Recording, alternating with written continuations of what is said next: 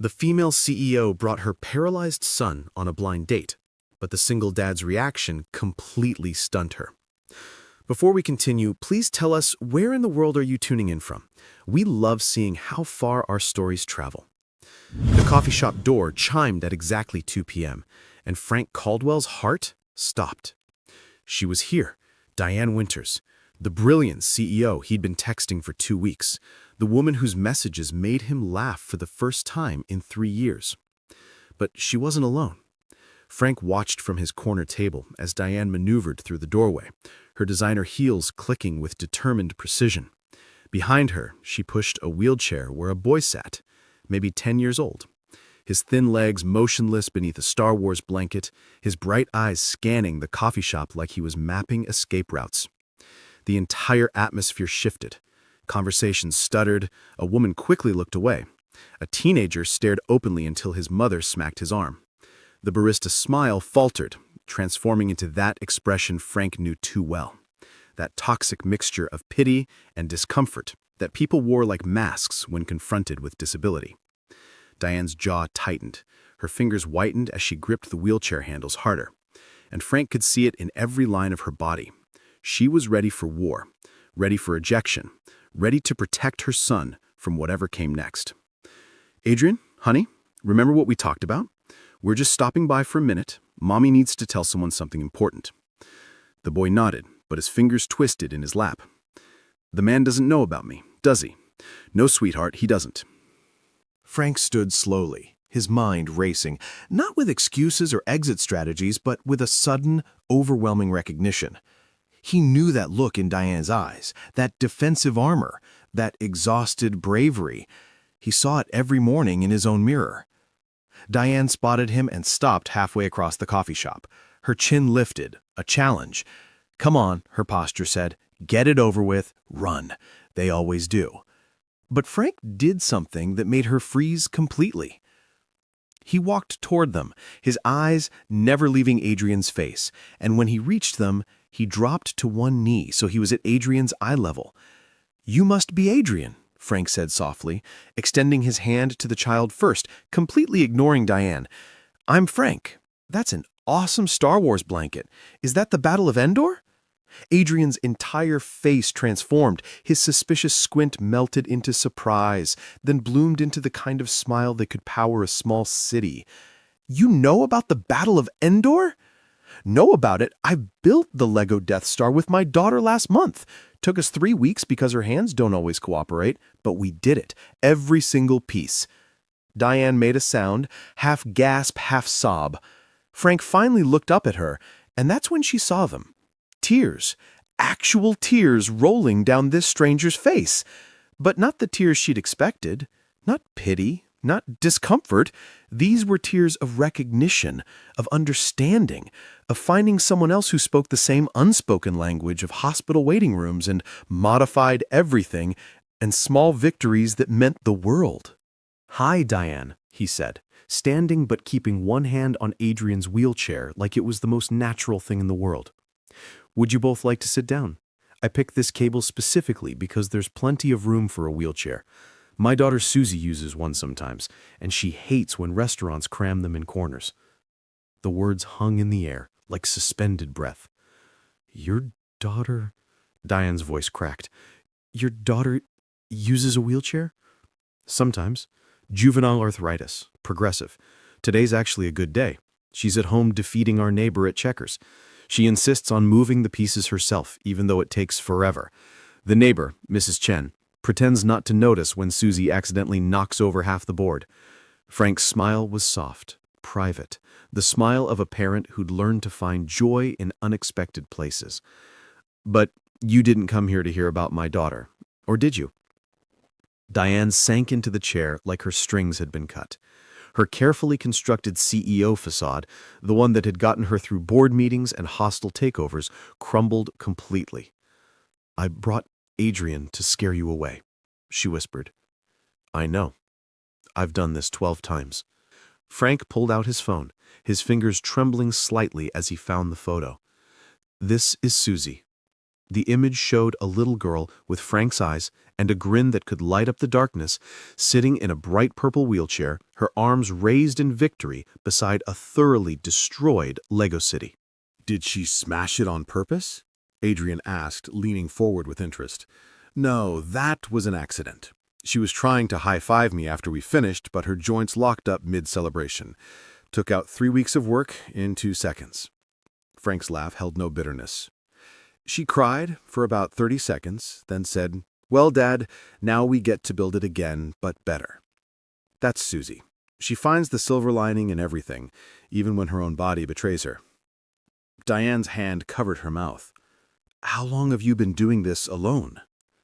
The question hung between them, loaded with shared understanding. 3 years. Her mother left when Suzy's condition got worse. Couldn't handle watching our perfect daughter struggle to tie her shoes. You? 6 years. Adrian's father stayed until he was 4, long enough to realize our son would never play catch in the backyard or run alongside him on morning jogs. He sends checks, generous ones. But checks don't teach a boy how to be brave when kids stare at the playground. Adrian had been listening quietly, but now he tugged on Frank's sleeve. "Does Suzy like space?" "I love space. I want to be an astronomer, but Mom worries because some observatories don't have accessibility wheels." "Funny you should mention that. I'm a structural engineer, and I just finished working on the new accessibility renovations at the Richmond Observatory. Every single floor, every telescope station, fully accessible. I made sure of it." "Really?" Adrian's eyes went wide. "You built ramps to the stars?" "Ramps, elevators, wider doorways, adjustable telescope mounts, the works, because everyone deserves to see the stars, wheels or no wheels." Diane watched this stranger, this man she'd met to potentially date, talk to her son like he was the most interesting person in the world. No fake enthusiasm, no performative kindness, just genuine connection. Most people see the chair first. Most people are... Reply. "Sorry, I shouldn't..." "No," Diane laughed, really laughed, for the first time in months. The barista appeared with coffee, her discomfort palpable as she navigated around Adrian's wheelchair. Frank noticed Adrian shrink slightly, making himself smaller, apologizing for existing in space. "Hey, Adrian," Frank said casually. "Want to see something cool?" He pulled out his phone again, swiping to a video. It showed Suzy in what looked like a gymnasium, her wheelchair decorated with ribbons and lights like a parade float, spinning in circles while other kids in wheelchairs played basketball around her. "Is that wheelchair basketball?" Adrian breathed. "Saturday mornings, 10 o'clock, adaptive sports program at the community center.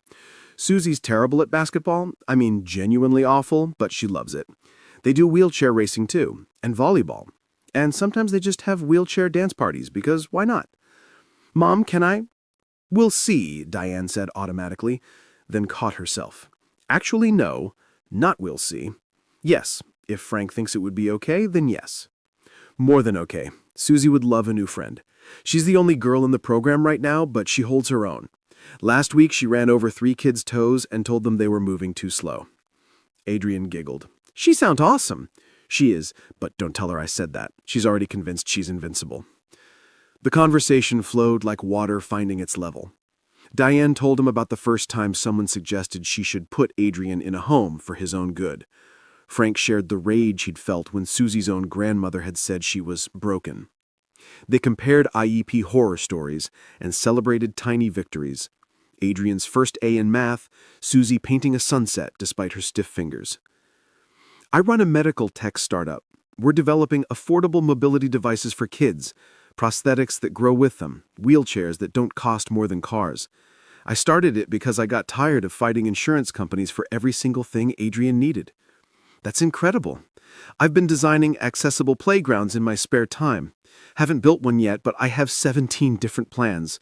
Swings that accommodate wheelchairs, sensory gardens for kids with different needs, structures that let kids of all abilities play together, not just alongside each other." 17 plans? "Couldn't sleep. Started designing instead of staring at the ceiling, worrying about Suzy's future. Plan number 12 is my favorite. It has a rocket ship that's fully accessible. Adrian might like that one." Adrian had pulled out a notebook, sketching something with intense concentration. Diane glanced over and smiled. He's drawing Suzy. He always draws new people he likes. It's his way of remembering them. Can I see? Frank asked Adrian directly. The boy showed him shyly. The drawing was remarkable, not just skilled for a 10-year-old, but genuinely artistic. He'd captured something essential about Suzy just from the photo, her determined spirit somehow evident in pencil strokes. "You're an artist," Frank said seriously. "This is really good." Kids at school say art is stupid. They say I only draw because I can't play sports. Kids at school are wrong about a lot of things. You know what Suzy told a kid who made fun of her wheelchair? What? She said, "I have wheels that help me move. You have a mouth that should help you think before you speak, but we all have equipment that doesn't work sometimes." Adrian laughed so hard he snorted, which made him laugh harder. Diane watched her son, her beautiful, brave boy who'd grown too quiet, too careful, come alive under the attention of this stranger who wasn't really a stranger at all. "I should confess something," Frank said, meeting Diane's eyes. "My sister made my dating profile. I almost canceled today. 3 times, actually." "Why didn't you?" "Because your messages made me remember what it felt like to be just Frank, not just Suzy's dad or the guy with the disabled kid. You talked to me like I was a whole person, but I was terrified of telling you about Suzy. I planned to wait until the 3rd date, maybe the 4th. I was going to ease you into it like slowly entering cold water. Instead, I threw you into the deep end with a 10-year-old in a wheelchair. Best thing you could have done. I'm terrible at pretending everything's normal when it's not. My version of normal includes knowing which restaurants have accessible bathrooms and carrying a backup set of finger splints in my pocket."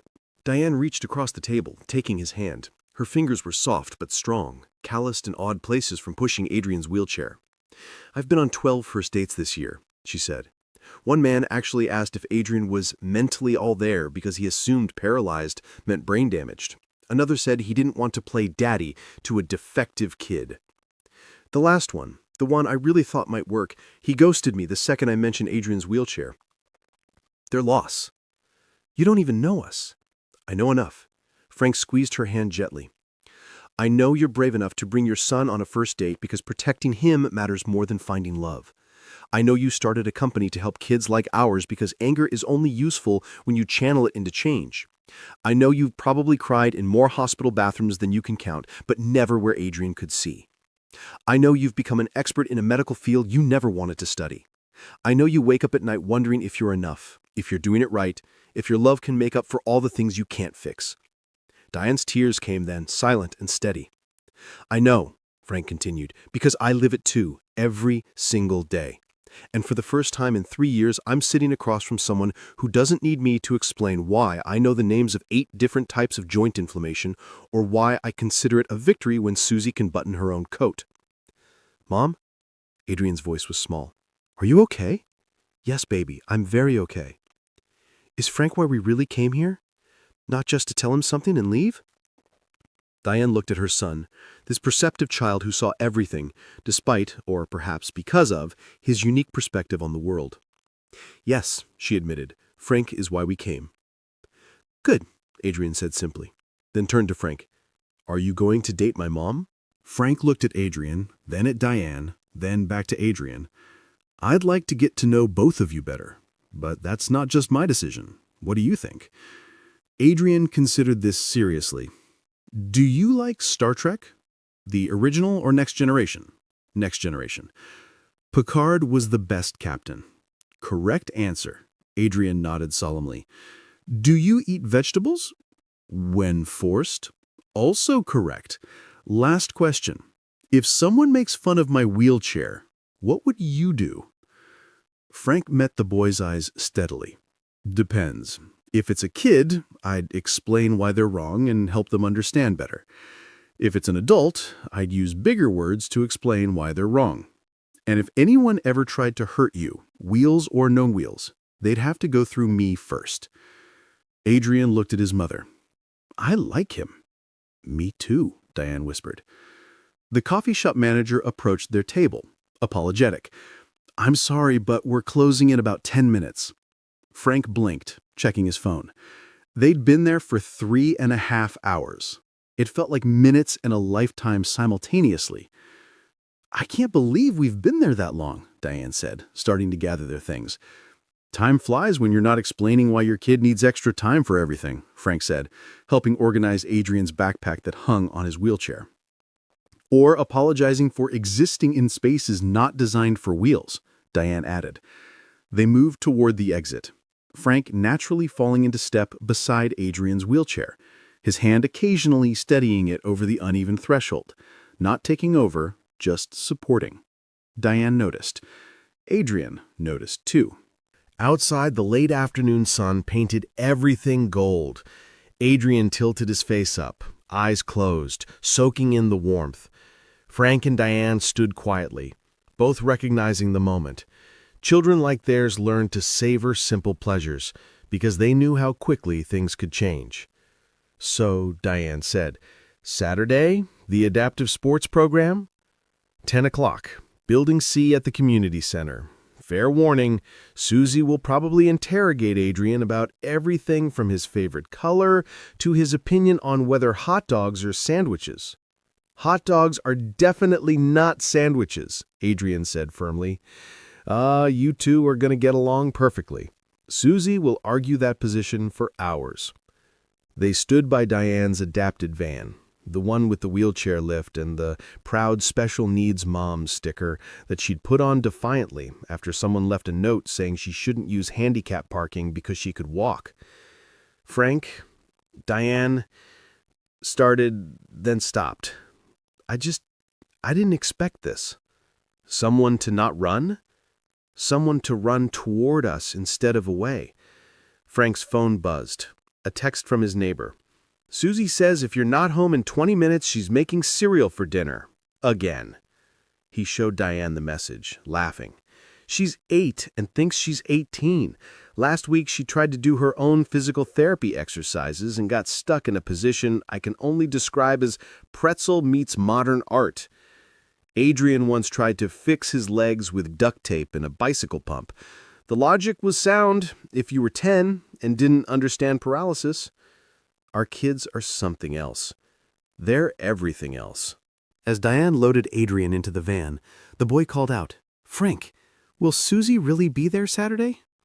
Wild horses couldn't keep her away, especially once I tell her she's getting a new friend who likes space and Star Wars. Tell her I think she's brave, Adrian said quietly. For the Lego thing, and the basketball, and everything. I'll tell her. But Adrian, you're brave too. Braver than most adults I know. The boy beamed, and Diane mouthed, thank you over his head. As they drove away, Frank stood in the parking lot, processing what had just happened. His phone rang. His sister, Margaret. So, how did it go? Was she worth the haircut and the nervousness? Margaret, she brought her son. Oh no, she has a kid. You said you were okay with... He's in a wheelchair, paralyzed from spina bifida. Silence. Then, oh, Frank, I'm so sorry. That must have been... Perfect, Frank cut her off. It was perfect, Mags. What? For the first time since Jennifer left, I met someone who didn't need me to explain why I checked my phone constantly for the school nurse's calls. She didn't flinch when I mentioned Suzy's chair. She didn't look at me with pity when I talked about joint inflammation. She just understood. Everything. Frank, we're seeing them Saturday, both of them. Suzy's going to have a friend, Mags. A real friend who won't exclude her from birthday parties because the parents don't want to deal with her needs. His sister's voice was thick with tears. I'm so happy for you. For both of you. All 4 of you. Frank got home to find Suzy on the couch, her legs elevated on special cushions, sketching in her adapted grip pencil holder. How was your date? She asked without looking up. How did you know I had a date? Aunt Margaret can't keep secrets. Also, you're wearing your nice shirt and you smell like cologne instead of industrial drawings. Frank sat beside her carefully, aware of her tender joints. It was interesting. Bad interesting or good interesting? Good. Very good. She has a son. Suzy's face fell slightly. Oh, he's in a wheelchair. His daughter's head snapped up. What? His name is Adrian. He's 10. He loves space and Star Wars and draws really well. He wants to meet you Saturday at the adaptive program. Suzy's eyes went huge.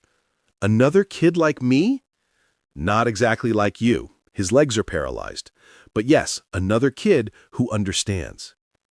Does he get stared at? Yes. Does he have to miss fun stuff because places aren't accessible? Yes. Does he hate it when people talk to adults about him like he's not there? I'm absolutely certain he does. Suzy was quiet for a moment, processing. And his mom likes you? Even though I'm... Because you're exactly who you are. Not despite it, because of it. Dad? Yeah, baby? I'm scared. Frank pulled her close gently. Of what? What if they realize we're too complicated? What if Adrian's mom is just being nice? What if they see how hard it is on my bad days and leave like Mom did? Then they wouldn't be worth our time anyway. But Suzy, I don't think that's going to happen. How do you know? Because when Diane saw me cry in the middle of a coffee shop, she didn't run. She cried too. Sometimes, baby girl, broken people recognize each other.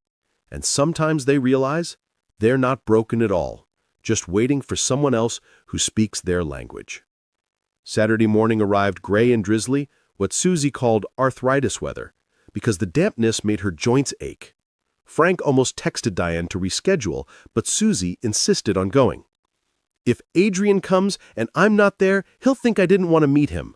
I know what that feels like. They arrived at the community center 5 minutes early. The parking lot was nearly empty. The adaptive sports program wasn't exactly overflowing with participants. Frank was helping Suzy into her sports chair when Diane's van pulled up beside them. The lift lowered, and Adrian appeared, wearing a basketball jersey that hung loose on his thin frame. His face was nervous but determined. Suzy and Adrian looked at each other across the space between their chairs, sizing each other up with the careful assessment of kids who'd learned to be cautious with their hope. "Hi," Suzy said finally. "I'm Suzy. I like your jersey." "I'm Adrian. I like your wheels. They're purple." "Purple's the best color." "No way. Blue is." "Purple. Blue." "Want to argue about it while we play basketball?" "Absolutely." And just like that, they were friends. Not inspirational poster friends, not look how brave the disabled kids are friends, but real friends who'd found their person in a world that didn't always make space for them. Frank and Diane stood by the sideline as their kids wheeled onto the court, Adrian still insisting blue was superior, while Suzy launched into a passionate defense of purple that involved historical references Frank didn't know she knew. "She's incredible," Diane said softly. "So is he." "No, I mean, she's just a kid being a kid who happens to use wheels sometimes. You've given her that normality within the abnormal. You've done the same for Adrian." They watched Adrian attempt his first basket. The ball missed entirely, bouncing off the backboard support beam. Suzy laughed, not mean-spirited, but delighted. "That was terrible," she called out. "Here, watch me be equally terrible." She launched the ball with her stiff fingers. It went backwards. Both kids dissolved in laughter, the kind that comes from finding someone who understands that sometimes you have to laugh or you'll cry, and laughing is so much better. Your text last night, the one that said this was the best first date you'd had in years, I meant it. Even though I ambushed you with Adrian? Especially because you ambushed me with Adrian. Although technically I think we ambushed each other, you with Adrian, me with Suzy. Frank turned to face her. "Can I ask you something? Anything. Why did you really bring him? The truth." Diane watched Adrian pass the ball to Suzy, who caught it against her chest and grinned triumphantly. "Because I'm tired of pretending I'm not a package deal. I'm tired of men who say they're fine with kids but assume Adrian's some normal kid who'll play catch in the yard and grow up to give them grandkids who'll carry on their family name. I'm tired of explaining that my son is brilliant and funny and artistic and worth knowing exactly as he is. So I brought him as a test, a filter, a way to fail fast if we were going to fail. And if I'd failed? Then Adrian and I would have gotten coffee and gone to the science museum like we do most Saturdays. But you didn't fail. You saw him. Really saw him. I saw you both. On the court, Suzy was teaching Adrian her signature move, spinning her chair in circles until she was dizzy, then attempting to shoot. It was ridiculous and beautiful and perfect. My ex-wife couldn't handle Suzy's condition. She said she didn't sign up for a disabled child, as if any of us sign up for the cards we're dealt. She sends birthday cards, Christmas cards, checks, but she hasn't seen Suzy in 2 years. Adrian's father shows up twice a year, takes him to lunch at restaurants without wheelchair access, then gets frustrated when we have to leave. He keeps asking when Adrian will grow out of it, as if paralysis is a phase like teenage rebellion. They're missing everything. Everything that matters. The coach called for a water break.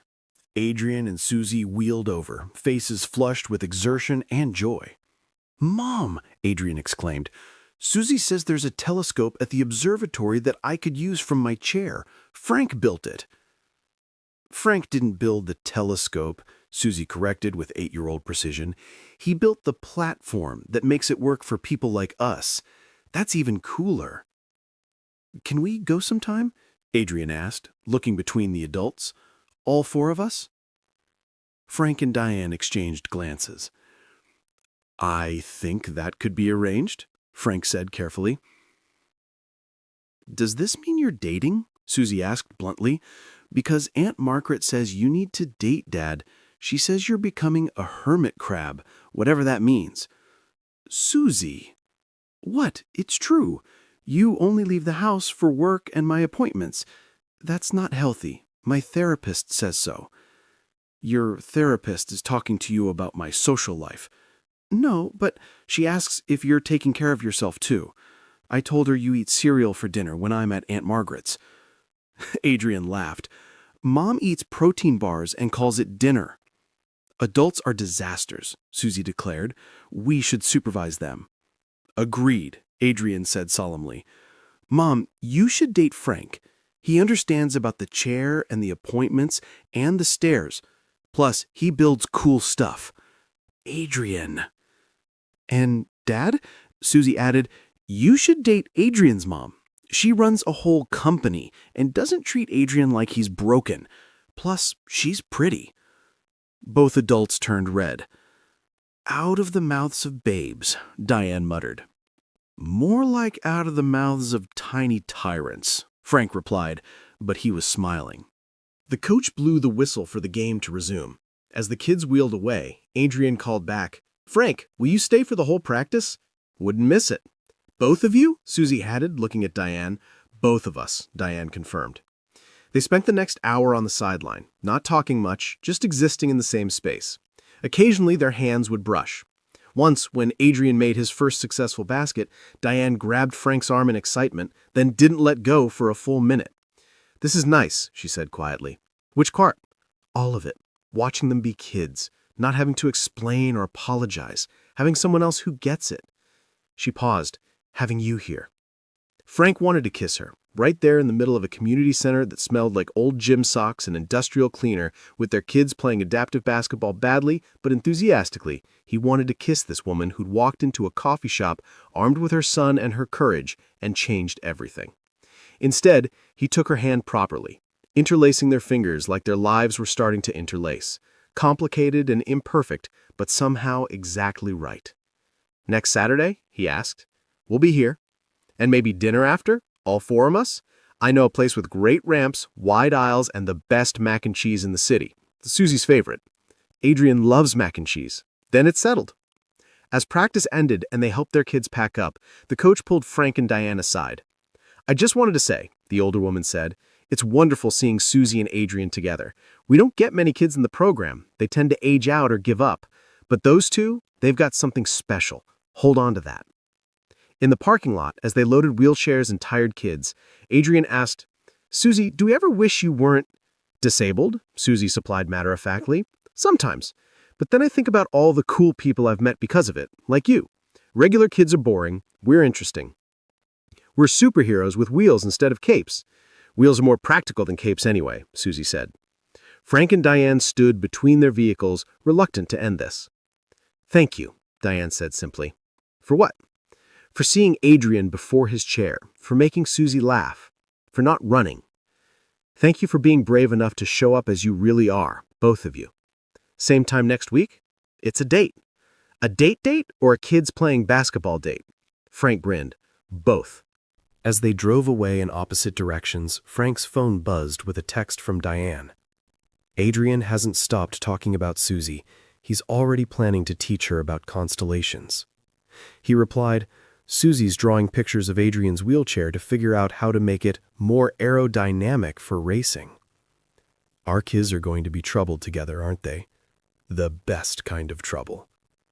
That night, as Frank tucked Suzy into bed, careful of her evening stiffness, she said, Dad, I think Mom was wrong. About what, baby? We're not broken. We're just different. And different isn't bad. No, it's not. And Adrian's mom is nice. She didn't look at me like I'm sad or brave or special. She just looked at me like I'm Suzy. That's because that's who you are. Just Suzy. Exactly Suzy. Perfect Suzy. Dad? Yeah? Don't mess this up, okay? Frank laughed, kissing her forehead. I'll do my best. Miles away, Diane was having a similar conversation with Adrian. She didn't care about my chair, Mom. She just wanted to know if I liked purple or blue better. That's because she sees you, baby. The real you. And Frank knew about Star Wars in space. No, he didn't. Mom, are you going to marry him? Adrian, we just met. So, when you know, you know. That's what you always say about business decisions. This isn't business. No, Adrian said thoughtfully. It's better. It's family. 3 months later, at the coffee shop where it all began, Frank and Diane sat at the same corner table. This time, they were planning Adrian's 11th birthday party, a space-themed celebration at the observatory that Frank had helped make accessible. Suzy wants to give him a telescope, Frank said, showing Diane options on his phone. That's too expensive. She's been saving her allowance for 2 months. She said Adrian needs to see the stars properly if he's going to be an astronomer. Diane's eyes misted. Our kids are pretty amazing. They get it from their parents. Frank? Yeah? The manager is watching us. I think she remembers us from that first day. Frank looked over. The elderly woman behind the counter gave them a knowing smile and a little wave. Should we tell her? Diane asked. Tell her what? That her coffee shop is where 2 broken families became one whole one. Frank lifted Diane's hand, kissing the ring he'd placed there just a week ago, a small ceremony with just their kids, Margaret and Diane's parents, everyone crying happy tears as Suzy and Adrian declared themselves officially brother and sister. I think she already knows. And she did. The manager would tell anyone who listened about the day a CEO brought her paralyzed son on a blind date, expecting rejection, but finding love instead. She'd tell them about a single father who cried when he saw the boy, not from pity, but from recognition. She'd tell them about 2 children who became inseparable, who taught each other that different doesn't mean less than. But mostly, she'd tell them about the power of showing up exactly as you are, broken pieces and all, and finding someone who doesn't want to fix you, but wants to build something beautiful with you anyway. Because sometimes love doesn't look like perfection. Sometimes it looks like wheelchairs and joint braces, adaptive equipment and accessible ramps. Sometimes it looks like understanding without explaining, accepting without fixing, loving without conditions. Sometimes it looks like a coffee shop on Maple Street where 2 single parents stopped pretending everything was fine and discovered that broken crayons still color beautifully. They just need someone who sees their potential instead of their limitations. And in a world that often looks away from disability, that treats different as deficient, that mistakes wheelchairs for tragedy, Frank and Diane's story became proof that love doesn't require perfect bodies or typical families. It just requires 2 people brave enough to say, we're not broken, We're just waiting for someone else who colors outside the lines too. The coffee shop still stands on Maple Street. The manager has since retired, but she trained her replacement to always keep that corner table open on Saturday afternoons, because you never know when someone might walk in, pushing a wheelchair, ready to filter out everyone who can't handle their reality. And maybe, just maybe, they'll find someone who doesn't see the wheelchair first. They'll find someone who sees the person, the fighter, the survivor, the parent, the human. And they'll discover that different isn't less than, it's just different. And sometimes different is exactly what makes two people perfect for each other. If this story touched your heart, remember that every single parent, every family facing challenges, every person navigating disability deserves love exactly as they are. Share this story with someone who needs to hear it. Subscribe if you believe in love that sees beyond limitations. And remember, we're all just looking for someone who sees us, really sees us, wheels and all.